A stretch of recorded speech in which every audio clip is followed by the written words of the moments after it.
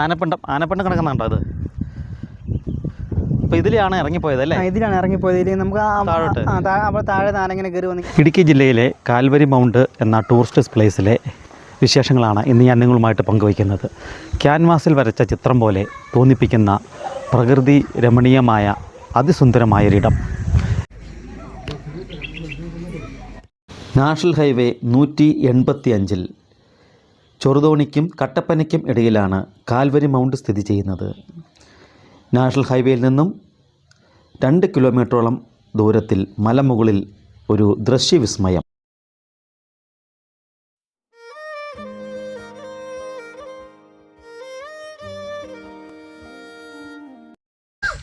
ഇടുക്കി ജില്ലയിൽ ധാരാളം നല്ല സ്ഥലങ്ങളുണ്ട് കാഴ്ചയ്ക്ക്.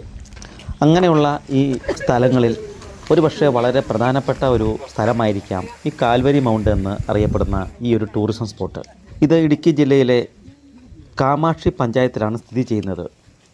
പ്രകൃതി സൗന്ദര്യത്തിന് പ്രസിദ്ധമായ ഈ സ്ഥലത്ത് നിന്നും ഇടുക്കി ഡാം റിസർവോയർ അതിഭംഗിയായിട്ട് നമുക്ക് കാണുവാൻ സാധിക്കും. കാൽവരി മൗണ്ട് എന്ന് പറയുന്ന ഈ ഒരു സ്പോട്ട് ഒരു പർവ്വത മേഖലയാണ്. ഇവിടെ നിന്ന് കാണുന്ന പർവ്വത നിരകളും താഴ്വരകളും വളരെ മനോഹരം തന്നെയാണ്. ഇടുക്കി ജലാശയത്തിൻ്റെ നിറം അത് പല അന്തരീക്ഷ മാറ്റം വരുമ്പോഴും സൂര്യൻ്റെ കിരണങ്ങൾ പതിക്കുന്നതിൻ്റെ വ്യത്യാസം കൊണ്ട് പല ദൃശ്യങ്ങളായിട്ട് നമുക്ക് ഭവിക്കുന്നുണ്ട്.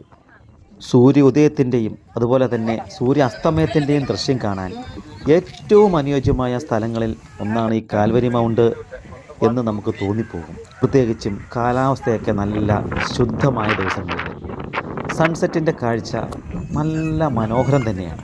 കാൽവരി മൗണ്ടിൽ ചെറിയൊരു കുരിശ് ഒക്കെ സ്ഥാപിച്ചിട്ടുണ്ട്. അങ്ങ് മലമുകളിലാണ് കേട്ടോ. അപ്പോൾ ആ ഭാഗത്തേക്കൊന്നും ഇപ്പം ആളുകളെ കടത്തിവിടുന്നില്ല. ആനയുടെ ശല്യം ഈ അടുത്ത കാലത്തൊക്കെയായിട്ട് കൂടി വരുന്നുണ്ട്.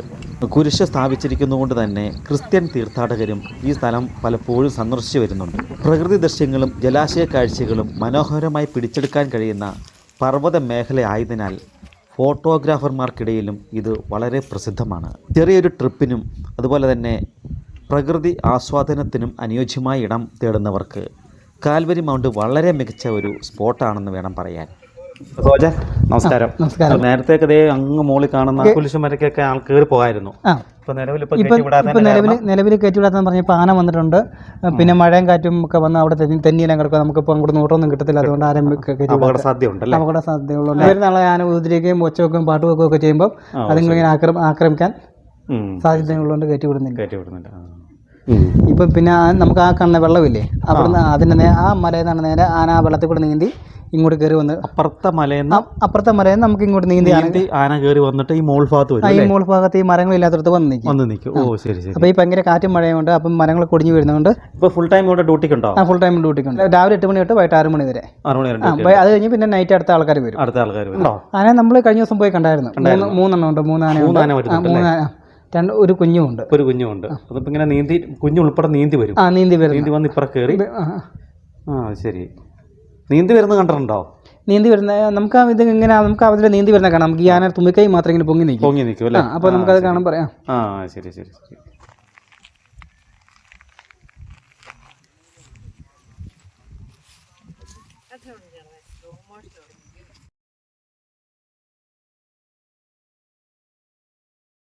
അതെ, ആന വന്നപ്പം ഇടിച്ചിട്ടിരിക്കുന്ന ഭാഗങ്ങളാണ്. ഇത് ഫോറസ്റ്റ് ജണ്ടയല്ലേ? അതിര് നിശ്ചയിക്കുന്ന സാധനം അല്ലേ? നിശ്ചയിക്കുന്നത്. ഇത് ആന വന്ന് ഇടിച്ച് നിരത്തിയിട്ടാക്കണ. ആനപ്പണ്ടം കിടക്കുന്നു. മിനിഞ്ഞാന്ന് വന്നതാണെന്നാണ് പറയുന്നത് കേട്ടോ.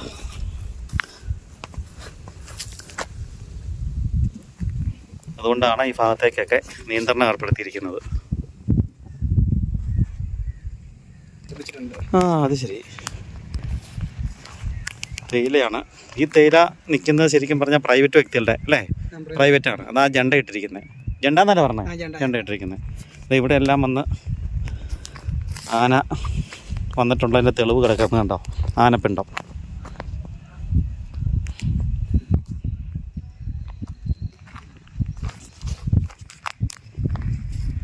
ഇവിടെ ഒരു വീടൊക്കെ ഇടിച്ച് നിരത്തി കളഞ്ഞു എന്നാണ് പറയണേ. റിസോർട്ടുകളൊക്കെ ഒത്തിരി ഉണ്ടല്ലോ ഇവിടെ? ഒത്തിരി ഉണ്ട്.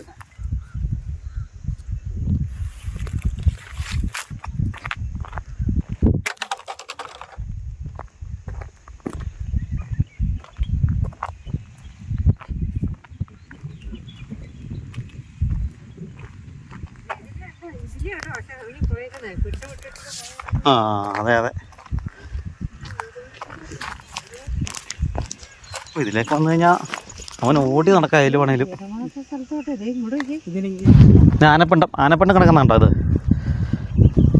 അപ്പോൾ ഇതിലാണ് ഇറങ്ങിപ്പോയത് അല്ലേ? ഇതിലാണ് ഇറങ്ങിപ്പോയത്. ഇതിൽ നമുക്ക് അവിടെ താഴെ നാനങ്ങനെ കയറി വന്ന് ഇങ്ങനെ ഇറങ്ങിപ്പോയി. ഇങ്ങനെ അവിടെ ഒരു വീടുണ്ട്. ആ വീടിൻ്റെ ഒരു താമസമില്ലാത്തൊരു വീടാണ്. ആ വീടിൻ്റെ സൈഡ് അടുക്കള ഇടിച്ചിട്ട് എന്നിട്ട് അവിടെ നിന്ന് പടക്കം പിടിച്ചപ്പോൾ ആന ഇതിലിങ്ങനെ കയറി ഇങ്ങനെ തിരിച്ചിങ്ങനെ കാട്ടിക്കൂടെ ഇതുപോലെ തന്നെ ഇറങ്ങിപ്പോയി. അപ്പോൾ ഞങ്ങൾക്കൊരു ഡൗട്ട് തോന്നി. ഞങ്ങൾ പിറ്റേ ദിവസം ഭയങ്കര മഴയും കാറ്റൊക്കെ ആണെങ്കിൽ രാത്രി പുറത്തിറങ്ങാൻ പറ്റിയില്ല.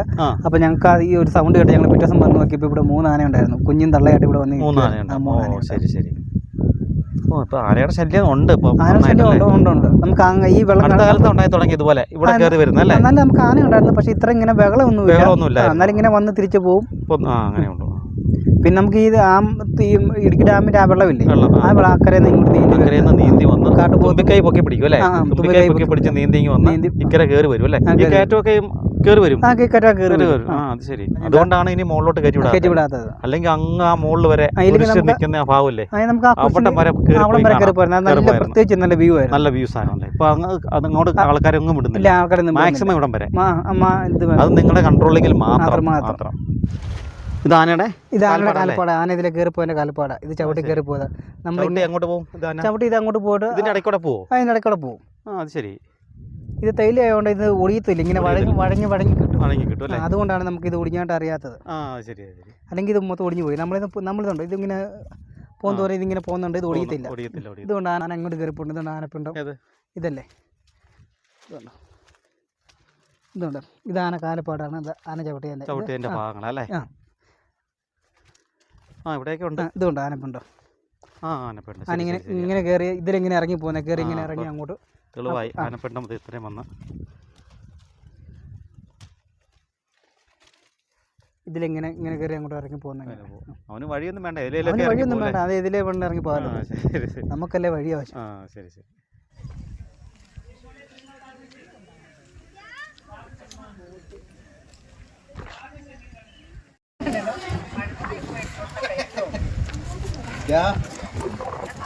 പോണ വഴി മുമ്പ് ബിസ്ക്കറ്റ് വേണ്ടി കാണുന്ന വെട്ടിക്കെല്ലാം മേടിച്ചു കൊടുക്കും. ആ പഴംപൊടി ഇഷ്ടപ്പെട്ടില്ല. എൻ്റെ കല അവിടെ